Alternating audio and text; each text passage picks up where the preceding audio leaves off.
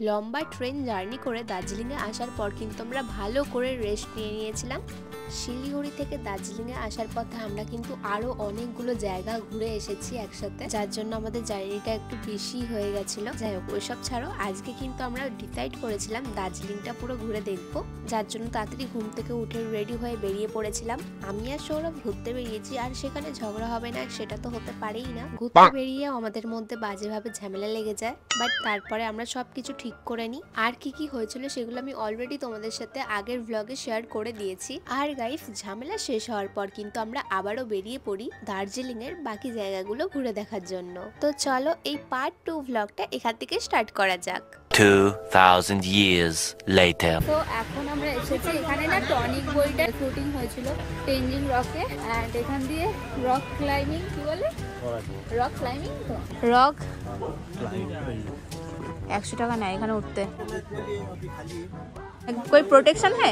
Training होता है original rock climbing, वैसा ही 100 रुपीस लगेगा। আমি ভাবলাম এর উপরে উঠবো, কিন্তু সৌরভ উঠতে দিল না। কেউ আমাকে জুতো দিচ্ছে না, কারণ আর আমি এই জুতোটা পরে যেতে পারবো না। কি আর করবো, বাড়ি চলো। চা পাতা বিক্রি হচ্ছে। তো এখন আমরা যাবো মেল রোডে। আমি সামনেই বসলাম। হ্যালো, না না করেন গাইস, এখানে ইয়ারিয়া শুটিং হয়েছিল। यारिया दूसरा जगह, मतलब नाम बोला था, दार्जिलिंग नहीं बोला। हाँ, আমরা এখন গাড়ি থেকে নেমে গেছি, এখন যাচ্ছি মল রোডে। অ্যান্ড সমস্ত যা যা ছিল আমার কাছে আমি সব পরে নিয়েছি, খালি একটা হাতে হ্যান্ড গ্লাভস ছাড়া। এই দেখো কি খাচ্ছে, তাকাবো না, আমার কোথায় এসে টুপি কিনে নিয়ে চলে যাবে। তো মল রোডে দেখি কি আছে, এত ফেমাস কেন মল না ম্যাল, কি মল না ম্যাল কা, সেখানে এইখানটা এরকম মেঘে ঢাকা না থাকতো তাহলে কত সুন্দরী না ভিউ আমরা দেখতে এনজয় করতে পারতাম। ফাইনালি আমরা হাঁটতে হাঁটতে ম্যাল রোডে। আচ্ছা, এখানে সবাই ছবি তুলে ছাড়ে, দেখেছি। এটা হচ্ছে ম্যাল রোড। হাই সৌরা, এটা নিউ মহাকাল মার্কেট, ম্যাল রোডই মনে হয়। তো এখন আমরা মল রোড একটুখানি ঘুরেছি, খিদে পেয়ে গেছে খুব জোর, ওই জন্য যাচ্ছি এরকম উঁচু রাস্তা দিয়ে। মানে এত কষ্ট হচ্ছে উঠতে আমাদের হোটেলের দিকে, আর কোথায় জানি না আমাদের হোটেলটা।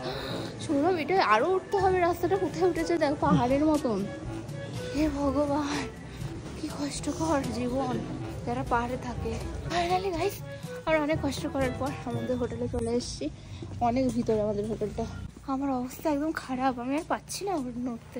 জিজ্ঞেস করো আমাদের খেতে দেবে কিনা। ও গাইস, ফাইনালি আমাদের প্লেট সাজিয়ে রাখা আছে। বাও, হাত ধো সবাই।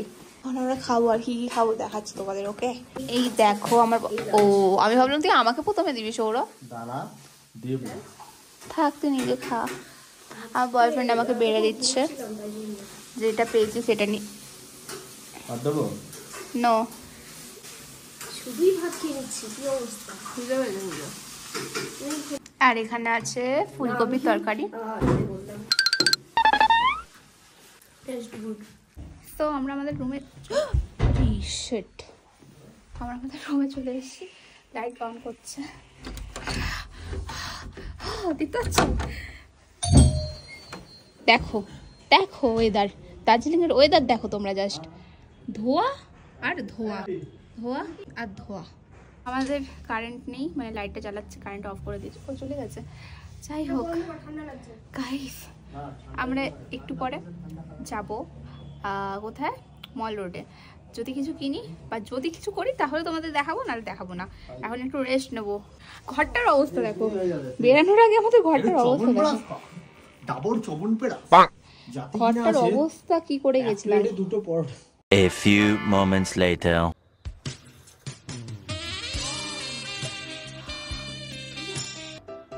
মুখে মুখ লাগিয়ে তো ধোয়া ছাড়, ধোয়াগুলো দেখা যাচ্ছে। হ্যাঁ, কর কর কর কর, সরে একসাথে করবো। সামনে এসে কর, মুখে মুখ লাগিয়ে ছাড়। দেখো আমার হজমালা চুরি করে খেয়ে নিয়েছে এই মেয়েটা। আমাকে তখন বলছিল যে ও নাকি আমাকে খাওয়ায়, কি খাওয়ায় আমি জানি না, ঠিক আছে, ও নাকি আমাকে খাওয়ায়। কবে কি খাইয়েছে? হ্যাঁ কবে? লাস্ট টাইম কবে? ও রিয়েলি, সিরিয়াসলি? কি মিথ্যে কথা বলে। আমি যা যা করি তোমাদের সাথে শেয়ার করি, তোমরা জানো, ঠিক আছে? খালি পয়সার কথাটা আমি বলি না, অতটা ছ্যাঁচড়া নয় বলে আমি বল। এই দেখো, আর এই সুযোগে পক পক মেরে দিচ্ছে, পক পক করে খেয়ে নিচ্ছে। ফাইনালি আবার আমরা রেডি হয়ে গেছি, আর এখন যাচ্ছি আবার মেলে। তো চলো ওখানে গিয়ে দেখি কিছু কিনি কিনা। এই টাকা ক্যাশ নিতে হবে? হ্যাঁ, ক্যাশ নিয়ে না। আমার ঠিক কোথায় রেখেছিস টাকাগুলো? কোথায় রেখেছে জানি না, আদৌ ঠিকঠাক আছে কিনা। বডি অয়েলের সাথে রেখেছে। তেল লেখেনি তো? হ্যাঁ, সুস্থ আছে তো টাকাগুলো? চ, এই ব্লগে তো বেরাইনি। আমাদের হোটেলের বাড়িটা কত সুন্দর করে সাজানো দেখো, ওই জন্য জানিও না।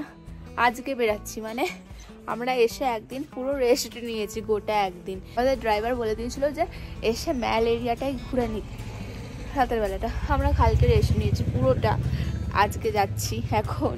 আমি তো এসে গেছে, ওরা এখনো আসেনি। ওরা কি করছে আমি বুঝি না, আজব আছে না, কি পাগল আছে। কি করছিলিস তোরা?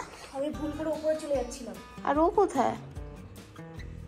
চাবি দিচ্ছে। আইস কুকুরটা দেখো,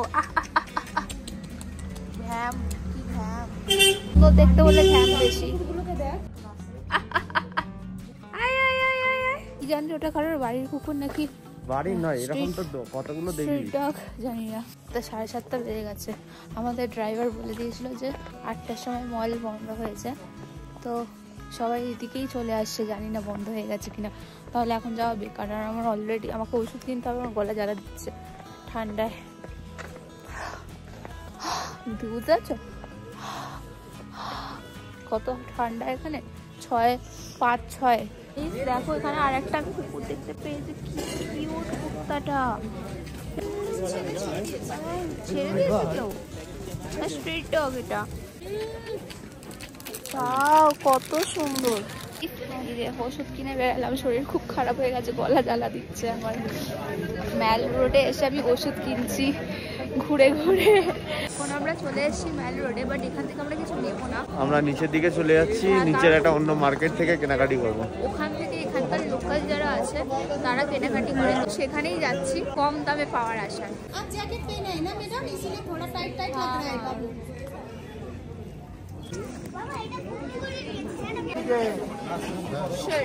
ছেঁড়া 500 টাকা বিক্রি হচ্ছিল, কত কমে। বাট ওখানে একটা ফুটো ছিল, তখন বুঝলাম যে হ্যাঁ বোতাম খোলা ছিল। পছন্দ হয়েছিল, বাট ছেঁড়া ছিল, তো এই জন্য আমি নিলাম। আর বোতাম ওরকম পাবো না কোথাও আটকানোর জন্য। তখন তোমাদের বললাম না আর একটা মার্কেট আছে, সেখানে যাবো। বাট ওই মার্কেটটা না, আমাদের ড্রাইভারকে ফোন করে জিজ্ঞেস করলাম কি চক মার্কেট, ওটা বন্ধ হয়ে গেছে এখন। তো বললো যে আজকে যেতে না, কালকে যেতে। তো তোমরা ভাবছিলাম এখানে এত ভিড় কেন, এখন বুঝলাম। আমিও খুঁজছিলাম এই হোপটাকে, এখন পেলাম। কত ভিড় দেখো। আমি কালকে এসে ছবি তুলবো, কালকে ভালো জামা পরে এসে। এত লোকের সামনে ছবি তুলতে আমি অকওয়ার্ড ফিল করবো। আমি একা ছবি তুলতে চাই, যখন কেউ থাকবে না। দরকার হলে 4টের সময় এসে ছবি তুলে যাবো।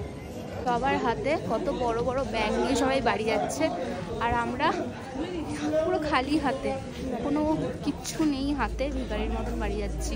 দোকানে ঢুকেও কিছু না কিনে চলে এসেছি। মানে জিজ্ঞেস করে আমি চা খাস না? চা, হ্যাঁ চা কিনতে গেছিলাম, বাট মা বললো যে নে, কিন্তু আমার নিতে ইচ্ছা করলো না। কারণ আমি দেখছি, কালকের দিনটা দেখি, তারপরে আমি কিনবো যা কেনার। আজ ওই জন্য রেস্ট নিচ্ছি। ও হাঁটা চলা করছি, পাতলা হবে রে। আমরা এখানে বসে এখন কফি, সরি চা খাচ্ছি। অনেক গরম কি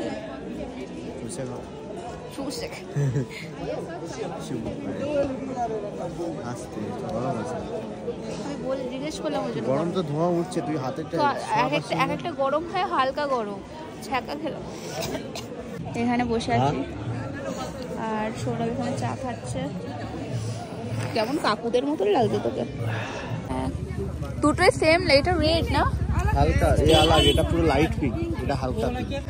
এ वाला দে দাও। আমি এরকম নেপালি শাল বলছি, এগুলো কালার চেঞ্জ হচ্ছে না। ওই 3টে নিচ্ছে, একটা এই যে দেখা, এটা এদিকে একটা গ্রিন, একটা রেড, আর একটা বললো। হ্যাঁ হ্যাঁ এতক্ষণ বলছিল সবার হাতে অনেক কিছু আছে কিন্তু আমাদের হাতে কিছু নেই, কিছু মনে হয় কেনা হবে না। আর একটা দোকানে দাঁড়িয়েছে, যত শাল ছিল সব কিনে নিয়েছে একটা ছেড়ে। আমিও কিনেছি, সবাইকে ইন্সপায়ার করেছি কেনার জন্য। হ্যাঁ আমিও কিনেছি, সাথীও কিনে নিয়েছে। সাথে একটা কিনেছে, বাকি সব আমরা উড়িয়ে দিয়েছি। ফাইনালি ফাইনালি ঘরে চলে এসেছি, রেস্ট নেবো, ঘুমাবো, কালকে কথা বলবো, ঠিক আছে? Next blog. এই যে আমাদের ডিনার চলে এসেছে। ঘরের অবস্থা খুব খারাপ গাইস, কি দেখাবো? এই যে এত ঘরের অবস্থা এই, আর এইসব কি ছড়িয়ে দিল নি? আমি মাকে ফোন করবো তাই। তো অবস্থা। থ্যাংক ইউ ব্লগটা পুরো এতটা অবধি দেখার জন্য। তো চলো দেখা হচ্ছে নেক্সট ভিডিওতে। টাটা। আর তোমরা যদি ব্লগটা এত অবধি দেখে থাকো তাহলে একটু লাইক, কমেন্ট আর শেয়ার করে দিও, যদি ভালো লাগে তবেই করো, নাহলে করতে হবে না। আর সাবস্ক্রাইব করে দিও।